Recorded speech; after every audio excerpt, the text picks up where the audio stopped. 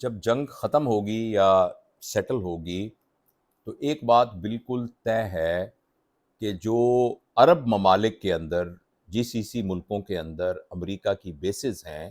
وہ شاید نہ رہیں، اور عرب ممالک کو اس جنگ نے یا ابھی تک جو جنگ ہوئی ہے اس سے یہ بات سمجھ میں آ گئی ہے کہ ان ملکوں میں جو بیسز ہیں، یعنی بحرین میں ایک بہت بڑی نیول بیس ہے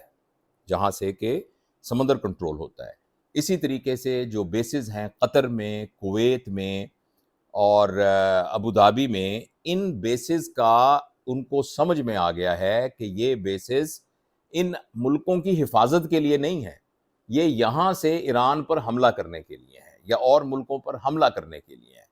لہٰذا جوں ہی ان پر حملہ ہوا تو وہاں جتنے پرسنل تھے ان کو پیک کر کے واپس بھیج دیا گیا، اور جو وہاں حملے ہوتے رہے ان کو بچانے کا کوئی انتظام۔ میں آپ کو تھوڑا سا کوشش کروں گا ڈائیگرام بنا کے اس بات کو عرض کرنے کی کوشش کروں۔ یہ دیکھیے، یہ ہے خلیج فارس، یہ خلیج فارس ہے،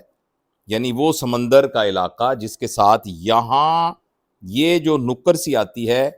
یہ آپ کو نظر آ رہی ہوگی، یہ ہے راس الخیمہ،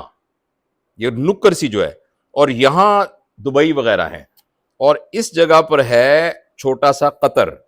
اور یہ سعودی عرب ہے، یہ سعودی عرب ہے، یہاں آ کے عمان ہے، نیچے عمان ہے، اور یہ تقریباً 160 میل کا سمندر ہے جو خلیج فارس ہے، خلیج فارس، اور یہ سعودی عرب ہے، یہ ساتھ دبئی، گلف کنٹریز ہیں، یہ قطر ہے، یہاں عمان ہے، اور یہ ہے strait of Hormuz, strait of Hormuz, Hormuz کی جو جگہ ہے چھوٹی سی، یہ 24 کلومیٹر کی ہے، یہاں سے جہاز سارے آ رہے ہیں۔ یہ جو یہاں دیکھیں، یہ قطر ہے، یہاں امریکہ کی بیس، یہ دبئی ابوظہبی، یہاں امریکہ کی بیسز، پھر سعودی عرب میں امریکہ کی بیسز،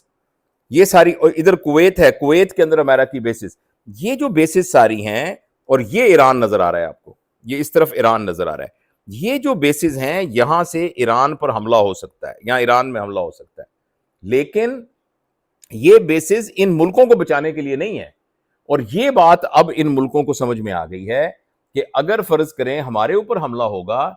تو ہمیں بچانے کے لیے امریکہ تو موجود نہیں ہے،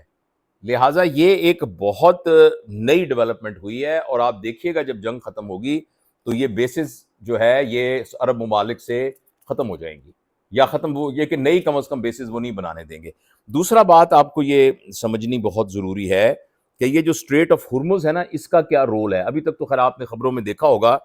کہ یہاں سے جتنا، ابھی تک ہمیں یہ تو پتا ہے کہ یہاں سے جتنا تیل آتا ہے وہ پوری دنیا کا 20% تیل آتا ہے، وہ یہاں سے گزر کے جاتا ہے اس 22 میل کے ٹوٹے میں سے، اور ایران اگر چاہے تو بہت آرام سے اس کو بلاک کر سکتا ہے، اور اس کو بلاک کر لے تو دنیا کا 20% آئل، لیکن یہ جو 20% آئل ہے یہ جاپان کا 80% آئل ہے جو یہاں سے جاتا ہے، اور چائنا کا 40% تیل جو ہے وہ یہاں سے جاتا ہے، اور نارتھ کوریا اور ساؤتھ کوریا کا 30% تیل یہاں سے جاتا ہے۔ اچھا، تو لہٰذا جب ادھر تیل کی سپلائی پوری نہیں ہوگی، اور پاکستان کا تیل بھی یہیں سے جاتا ہے، اور انڈیا کا تیل بھی ادھر سے جاتا ہے، تو جب یہ تیل یہاں اور ادھر باقی جو فلپائنز وغیرہ وہاں کا تیل بھی یہیں سے جاتا ہے، تو یہ تیل جب نہیں جائے گا تو تیل کی شارٹیج ہو جائے گی۔ لیکن جو باتیں یہاں لوگوں کو نہیں پتا یا کم پتا ہے وہ یہ ہے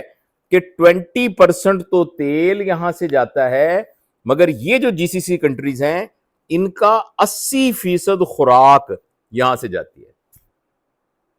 80% خوراک یہ اسٹریٹ آف ہرمز میں سے گزر کے جاتی ہے۔ لہٰذا یہاں اگر خوراک، اور ایک اور اہم چیز جو ہے وہ یہ ہے کہ یہاں صاف پانی جو ہے وہ بھی اس زمین میں سے صاف پانی نہیں نکلتا، اور وہ صاف پانی جو ہے وہ بھی صاف پانی بھی یہاں، یعنی اس کے سپلائی کے لیے بھی اس کا جو ہے وہ ٹھیک ہونا بہت ضروری ہے، اور اگر یہ اسٹریٹ آف ہرمز کلوز ہوتی ہے تو پوری دنیا کے اندر ایک کرائسس ڈیولپ ہو جائے گا۔ اور دوسری ایک بات، ابھی آپ نے پروفیسر جینگ کا نام سنا ہوگا، حال ہی میں ان کا نام بہت زیادہ سامنے آیا ہے، پرومیننٹ ہوا ہے، اور وہ ایک خاص ان کی وہ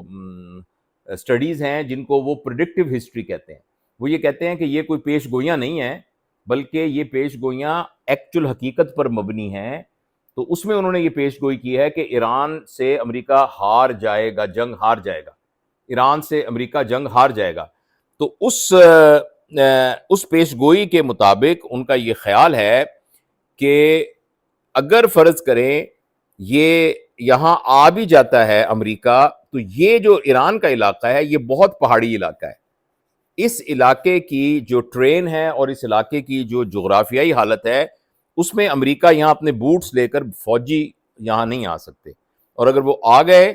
تو پھر ان کا جیتنا جو ہے وہ ممکن نہیں ہے.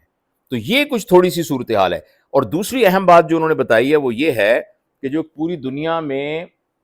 پیٹرو ڈالر کا کانسیپٹ ہے نا، کہ یہاں سے جو بھی پیٹرول جائے گا وہ ڈالر کی شکل میں ہی پیمنٹ ہوگی. تو جب یہاں سے تیل جائے گا ہی نہیں تو ڈالر کے اوپر بہت برا افیکٹ پڑے گا، اور ڈالر کے نیچے آنے سے جو امریکن اکانومی ہے وہ بہت زیادہ متاثر ہوگی. لہٰذا مجھے یہ سمجھ میں آیا ہے کہ امریکہ جو ہے نا اس وار میں پھنس گیا ہے ایکچولی. اور مجھے پتہ نہیں عجیب سا لگتا ہے کہ جو امریکن لوگ ہیں وہ بھی اس کی مخالفت کر رہے ہیں، اور پتہ نہیں کیوں اس کو روکنے کی کوشش کیوں نہیں کر رہے ڈونلڈ ٹرمپ کو کہ اس جنگی جنون سے وہ باز آ جائے، اور اس کو اب ایگو کا مسئلہ نہ بنائے اور جتنی جلدی ہو سکے اس جنگ کو ختم کرنے کی کوشش کرے. ادروائز پوری دنیا پر اس کے بہت ہی نیگیٹو اثرات پڑیں گے.